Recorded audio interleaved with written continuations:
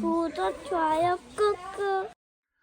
여러분 반갑습니다. 말씀 창고의 서현 목사입니다. 오늘도 시청해 주셔서 감사합니다. 여러분의 구독과 좋아요, 알람 설정으로 저희 채널을 응원해 주세요. 항상 함께 해주셔서 감사합니다. 오늘은 열왕기하 23장 31절부터 24장 7절 말씀입니다.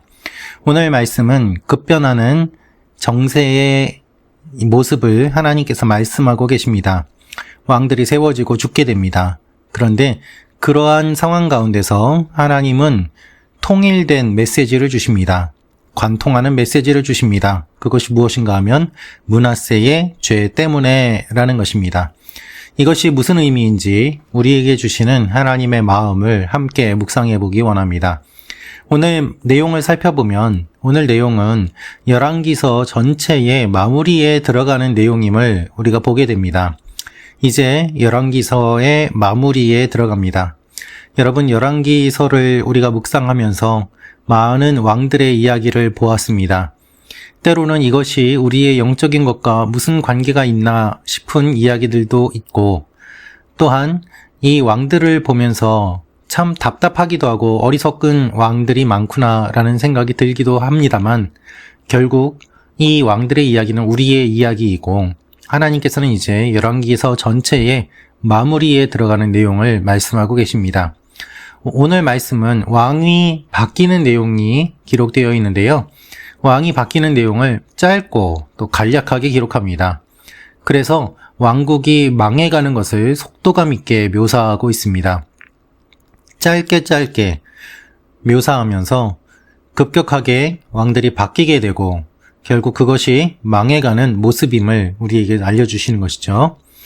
그리고 오늘 말씀을 보면 죄가 뿌리 깊게 자리 잡고 있다는 것을 우리에게 말씀하고 계시는데요. 이것을 주의해야 된다는 것을 알려주십니다. 여호야김도 하나님 앞에서 악을 저지르고 하나님은 이 모든 일들이 므낫세의 죄 때문이라고 하십니다. 또한 여호아스, 하나님이 꽉 붙잡았다라는 이름인데요. 이 이름과는 달리 하나님 앞에서 죄를 짓는 모습이 기록되어 있습니다. 31절부터 말씀입니다. 여호아스는 23세의 왕이 돼 예루살렘에서 3개월 동안 다스렸습니다.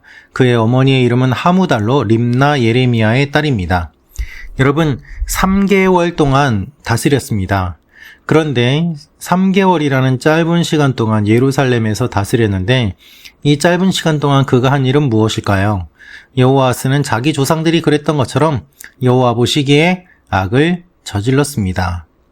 여러분, 3개월 왕이 되었는데 그 3개월 동안 한 일은 결국 악을 저지르는 것이었습니다. 왕이 되기 전부터 악을 저지를 것을 마음에 다짐하고 왕이 된 것처럼 그가 하나님 보시기에 악을 저지르고 말았습니다. 바로 느고가 여호아스를 하맛 땅 림나에 가두어 예루살렘에서 통치하지 못하게 했고 유다로 하여금 은 100달란트와 금 1달란트를 조공으로 바치게 했습니다. 여러분, 느고라는 이름을 가진 바로, 즉 이집트 왕이 여호아스를 가둡니다. 이것을 보면 여호아스는 왕이었지만 아무것도 하지 못하는 왕, 능력이 없는 왕, 나라에 힘이 없는 왕, 그러한 모습임을 우리가 볼 수 있습니다. 그래서 외적인 세력이 예루살렘에서 통치하지 못하게 막아버리고 또한 조공을 바치게 만든 것이죠. 그리고는 어떻게 합니까? 바로 느고는 요시야의 아들 엘리야김을 그 아버지 요시야를 대신해 왕으로 삼고 그 이름을 여호야김이라고 바꾸었습니다. 그리고 바로 느고는 여호아스를 잡아 이집트로 갔는데 그는 거기서 죽고 말았습니다. 외부 세력이 나라에 간섭하면서 어떻게 합니까? 이제는 하나님께서 왕을 지금까지 세우셨고 또한 그것이 원칙이었는데 사람들은 자기들이 왕을 바꾸고 왕을 세웁니다. 더 나아가서 오늘 말씀은 이스라엘 백성들 내에서 왕을 세우고 폐위시키는 내용이 아니라 외부에 있는 나라가 이렇게 간섭하면서 왕을 세우고 또한 잡아가고 죽게 되는 이 일들이 일어났음을 말씀하고 있습니다. 결국 아무것도 할 수 없는 이스라엘의 모습을 하나님께서는 말씀하고 계십니다. 왜 그렇습니까? 하나님을 떠났기 때문입니다. 여호야김은 바로에게 은과 금을 바쳤습니다. 그는 바로의 명령대로 돈을 내기 위해 그 땅에 세금을 부과해 그 땅 백성들 각각의 사정에 따라 은과 금을 거두어 드렸습니다. 결국 바로에게 은과 금을 바쳐야만 했고, 그렇게 은과 금을 바치는데 세금을 부과해서 백성들이 힘들어졌다는 것입니다. 사랑하는 말씀 찾고 가족 여러분, 이 얼마나 어리석습니까? 백성들이 우상을 섬겼습니다. 우상을 섬긴 결과 하나님이 떠나갑니다. 하나님의 영광이 사라지니까 이방 왕이 세금을 거두어 갑니다. 결국 일반 백성들은 세금을 내기 위해서 자신의 것들을 다 빼앗기게 됩니다. 이 얼마나 어리석은 일입니까? 그러나 그들은 여전히 깨닫지 못하고 계속해서 우상을 섬겼습니다. 여호야김은 25세의 왕이 돼 예루살렘에서 11년 동안 다스렸습니다. 그의 어머니의 이름은 스비다로 루마 부다의 딸입니다. 아버지의 이름보다는 어머니의 이름이 오늘 많이 나옵니다. 왜 그렇습니까? 결국 아버지의 영향이 별로 없음을 이야기하고 있는 것이죠. 여호야김은 자기 조상들이 그랬던 것처럼 여호와 보시기에 악을 저질렀습니다. 기본이 흔들리고 본질이 흔들리고 하나님께서 말씀하신 것들이 다 흔들립니다. 아버지의 이름이 아니라 어머니의 이름이 나오고 하나님을 섬겨야 되는데 악을 저지르고 우상을 섬기고, 그래서 하나님이 다스리시는 나라가 되어야 되는데 이집트의 왕이 다스리는 나라가 됨을 오늘 말씀은 묘사하고 있습니다. 여호야김이 다스리는 동안에 바벨론 왕 느부갓네살이 침입해 왔습니다. 그래서 여호야김은 3년 동안 느부갓네살의 속국왕이 됐습니다. 그러다가 여호야김은 마음이 바뀌어 느부갓네살에게 반역했습니다. 이제는 바벨론이 침입해 옵니다. 그렇게 속국이 되었습니다. 그런데 힘도 없으면서 여호야김은 반역까지 합니다. 그 반역한 결과 더 고통을 경험하게 됩니다. 여호와께서는 갈대아 사람들과 아람 사람들과 모압 사람들과 암몬 사람들을 보내 유다를 습격하게 하셨습니다. 이것은 여호와께서 그분의 종인 예언자들을 통해 하신 말씀에 따라 유다를 멸망시키려고 그들을 보내신 것이었습니다. 이렇게 외부의 침입이 일어나게 된 것이 하나님께서 그들을 보내셨기 때문이다라고 분명하게 이야기하고 있습니다. 그냥 우연히 일어난 것이 아니라 국제적인 정세 때문에 이렇게 된 것이 아니라 하나님께서 그 나라들을 움직이셔서 유다를 멸망시키려고 하셨다는 것입니다. 왜 유다를 멸망시키려고 하셨습니까? 이런 일이 유다에 일어난 것은 분명히 여호와의 명령에 따른 것으로 유다 백성들을 여호와의 눈앞에서 없애시려는 것이었습니다.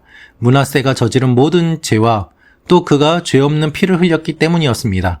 그가 예루살렘을 죄 없는 피로 가득 메웠기에 여호와께서 그것을 용서할 마음이 없으셨습니다. 즉 하나님께서 용서하지 못하시는 그 마음이 외부의 나라들을 동원하셔서 하나님의 백성들을 치시는 것으로 나타났다는 것입니다. 사랑하는 말씀 참고 가족 여러분, 국제적인 정세, 국내적인 정세, 이것은 우연이 아닙니다. 하나님께서 하시는 일들이 분명히 있습니다. 역사의 흐름이 있습니다. 히스토리는 히즈 스토리, 하나님의 역사라고 사람들이 이야기를 하기도 합니다. 오늘 말씀처럼 하나님께서 외부의 나라들을 움직이셔서 하나님의 백성들을 치심으로 그들이 돌아오게 하시고 또한 때로는 망하게 하십니다. 왜냐하면 죄 때문입니다. 4절 말씀의 내용을 보면 4절 말씀은 하나님이 유다 그리고 보다 근원적으로 므낫세의 온갖 죄악들을 관용하거나 용서하시는 것에 동의하지도 않으시고 만족스럽게 여기지도 않으셨다는 것입니다. 하나님의 진노가 얼마나 극심했는지를 보여주는 표현이 기록되어 있습니다. 하나님께서는 그만큼 므낫세의 죄를 싫어하시고 또한 그것 때문에 매우 진노하셨음을 우리에게 말씀하고 계십니다. 사랑하는 말씀 참고 가족 여러분, 하나님이 가장 싫어하시는 것은 죄입니다. 하나님께서 죄를 그냥 두고 보실 수 없습니다. 그런데 우리의 본성은 죄 짓는 것입니다. 우리는 죄를 너무 좋아합니다. 여러분, 죄 짓는 학원에 다니지도 않았는데 우리는 죄를 너무나도 잘 짓고 너무나도 창의적으로 죄를 짓습니다. 왜 그렇습니까? 우리 본성이 타락했기 때문입니다. 므낫세의 죄가 뿌리 깊게 자리 잡고 있습니다. 여호야김의 다른 일들과 그가 했던 모든 일들은 유다 왕들의 역대기에 기록되어 있습니다. 여호야김은 자기 조상들과 함께 잠들었고 여호야김의 아들 여호야긴이 뒤를 이어 왕이 됐습니다. 이집트 왕이 다시는 자기 나라에서 나오지 않았습니다. 바벨론 왕이 이집트의 시내로부터 유프라테스 강까지 이집트 왕의 모든 영토를 차지했기 때문입니다. 27절은 왜 이렇게 기록되어 있을까요? 사람들은 지금까지 이집트가 강한 나라이기 때문에, 또한 오늘 말씀에도 보면 바로 느고가 왕들을 잡아갔기 때문에 이집트 왕이 절대적인 권력을 가지고 있고 능력이 있다고 생각하였습니다.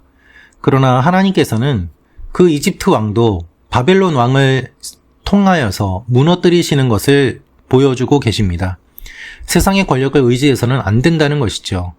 우리의 눈에는 이집트 왕이 강해 보이지만 결국 이집트 왕도 바벨론 왕에게 무너지게 됩니다.